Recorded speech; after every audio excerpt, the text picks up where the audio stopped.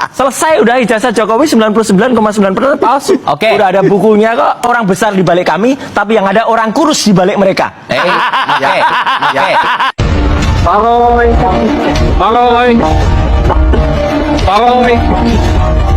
Pak, tanggapannya gimana Pak ditahan? Kami tetap menghormati semua ini. Dan salah satu kuasa hukum saya adalah juga Pak Abdul Ghafur. Ya, itu salah satu tergabung dalam tim. Ya, tim anti kriminalisasi terhadap kami semua. Ada 3 orang yang kami tetapkan sebagai tersangka, antara lain atas nama RS, RHS, dan TT. Ya, saya hadir di sini adalah utamanya untuk bersedia dan support atas kasus yang dilaporkan oleh Dr. Bonatua dengan Pak Michael Sinaga dengan kuasa hukum yaitu Pak Abdul Ghafur. Ya, jadi inti saya hadir di sini adalah itu.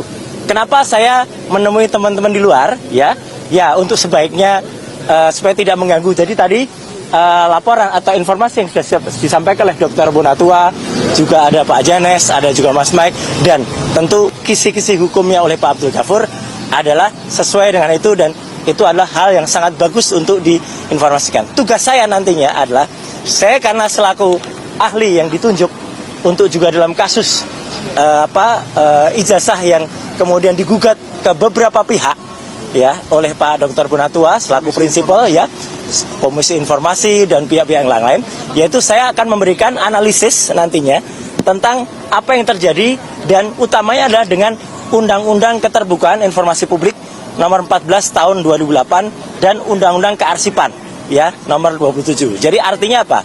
Saya memang kebetulan dulu selaku salah satu tim yang menyusun Undang-Undang Keterbukaan Informasi Publik dulu, dan saya juga sempat mengajar tentang kearsipan di Universitas Gadjah Mada. Jadi saya menyatakan bersedia untuk mensupport kasus ini, dan itu yang guna saya untuk hadir di sini di tengah-tengah waktu yang sangat singkat ini, karena sebentar lagi kita tentu akan sebagian dari kita akan menjalankan ibadah Jumat, ya, gitu. Pak Roy, itu saya kira. Pak, terkait penetapan tersangka. Nah, jadi itu yang penting dulu, jangan dihilangkan ya statement yang pertama tadi, ya, karena itu penting, ya, Pak Bonatua. Ntar Pak Bonatua aja beritanya hilang, ya. Nah, oke, ya. Jadi saya Roy Suryo selaku pemerhati telematika yang memiliki hak hukum dan juga memiliki hak untuk melakukan penelitian atas keterbukaan informasi publik juga. Jadi Undang-Undang Nomor 14 tahun 2008, penjabaran dari Undang-Undang Dasar 45 pasal 28F, dan juga hak yang diatur oleh Declaration of Human Rights, ya. Jadi saya bebas untuk, atau kita sebagai warga negara bebas untuk melakukan apapun keterbukaan informasi dan penelitian, apalagi untuk dokumen publik. Yang saya teliti adalah dokumen publik, ya. Jadi ini akan menjadi presiden yang sangat buruk, ya, kalau ada seseorang yang meneliti dokumen publik kemudian ditersangkakan dan kemudian dikriminalisasi. Itu yang sangat buruk. Dan yang kedua adalah kami tetap menghormati semua ini, dan salah satu kuasa hukum saya adalah juga Pak Abdul Ghafur, ya, itu salah satu tergabung dalam tim, ya, tim anti kriminalisasi terhadap kami semua. Dan ada 2 klaster yang saya dengar tadi sudah ditetapkan. Klaster yang pertama terdiri dari 5 orang, klaster yang kedua terdiri dari 3 orang, dan saya perlu mengaturkan selamat juga untuk rekan saya Pak Michael yang terbebas dari klaster itu, ya, gitu. Ya, jadi artinya apa? Saya tetap menghormati penetapan tersebut. Tapi sebaiknya semua masyarakat juga menunggu dengan sabar prosesnya. Karena kalau saya tidak salah dengar tadi, memang tidak ada perintah langsung untuk dilakukan penahanan. Ya, jadi ini clear banget, ya, loud and clear. Jadi kalau tiba-tiba ada orang yang aneh-aneh atau orang yang mendesak-desak, itu tentu saja sudah merupakan hal yang justru melanggar hukum. Dan poin yang paling penting apa? Status TSK itu masih harus kita hormati, dan saya sikap saya senyum saja. TSK itu adalah salah satu proses, ya. Masih nanti ada status menjadi, misalnya lanjut itu baru menjadi terdakwa, baru lanjut lagi menjadi terpidana. Di Indonesia ada orang dengan status terpidana saja inkrah sudah 6 tahun tuh inkrahnya, ya, Pak. Masih bisa bebas melenggang dan menghina hukum di Indonesia, ya. Jadi artinya adalah tolong aparat hukum juga fair dan adil dalam hal ini. Jadi sekali lagi, sikap saya apa? Saya senyum, saya menyerahkan ke kuasa hukum, saya tetap mengajak untuk semua yang ke-7 orang lain, ke-8 orang untuk tetap tegar.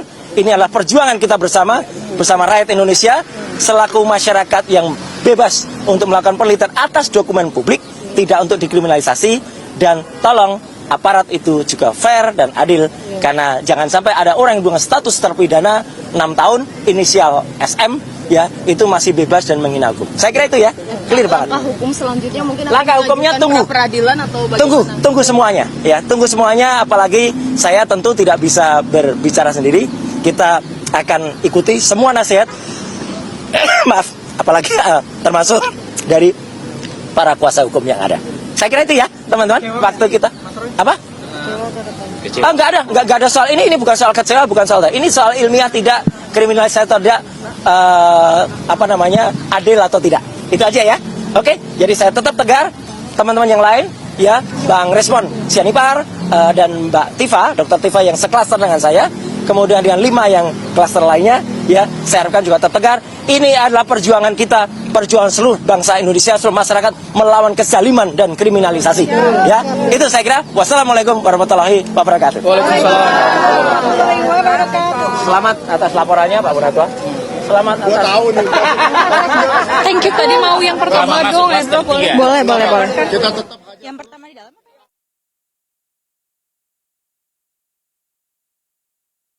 Untuk klaster kedua, ada 3 orang yang akan ditetapkan sebagai tersangka, antara lain atas nama RS, RHS, dan TT. Polda Metro Jaya telah menetapkan 8 orang tersangka dalam perkara pencemaran nama baik, fitnah, dan manipulasi data elektronik yang dilaporkan oleh Bapak Insinyur Haji Joko Widodo. Penetapan ini dilakukan setelah melalui proses asistensi dan gelar perkara, di mana proses tersebut melibatkan ahli dan pengawas, baik dari eksternal maupun internal. Untuk ahli yang dilibatkan adalah ahli pidana, ahli ITE, ahli sosiologi hukum, ahli komunikasi sosial, dan ahli bahasa. Itu yang kita minta keterangan sebagai saksi ahli.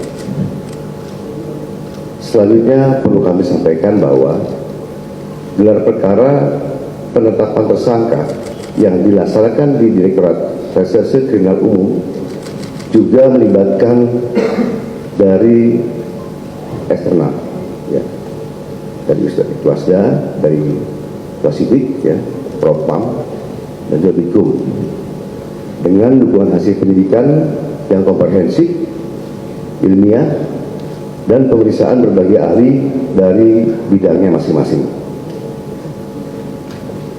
Berdasarkan hasil penyidikan, kami menetapkan 8 orang sebagai tersangka yang kami bagi dalam 2 klaster. Antara lain 5 tersangka dari klaster pertama yang terdiri atas nama ES, KTR, MRF, RE, dan DHL. Untuk klaster kedua, ada 3 orang yang akan ditetapkan sebagai tersangka, antara lain atas nama RS, RHS, dan TT.